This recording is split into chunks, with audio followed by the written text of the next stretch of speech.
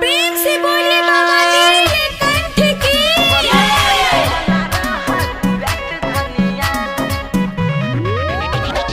Music by Kanchan Raj Hajipur Vaishali.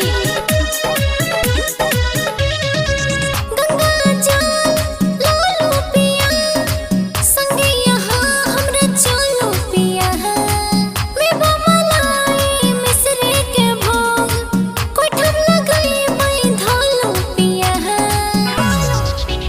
कहने छियै सब हम बंदोबस्त धनिया, सुनो हमर गप अस्पष्ट धनिया। गला में भला रहे व्यस्त धनिया, नशा में उ रहे मधुमस्त धनिया। गला में भला रहे उ व्यस्त धनिया, नशा में उ रहे मधुमस्त धनिया।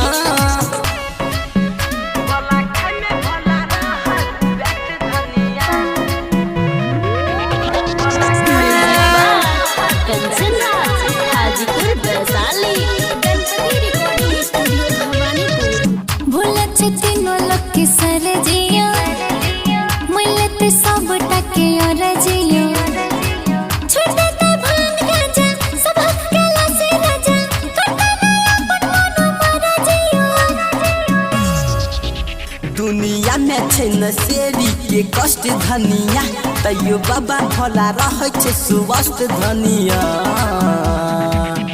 गला में भला रहे व्यस्त धनिया, नशा में उ रहे मधुमस्त धनिया।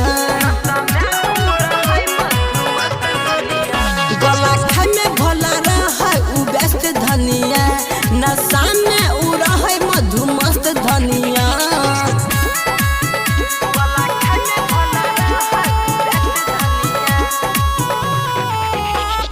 Music by Kanchan Raj Hajipur Vaishali. Ganpati recording studio Bhawanipur. धोती चिलम फोहर के कहैया भक्त हाथ जोहर के फल फले हार करू निमना हार करू सपना सपने के छोहर के।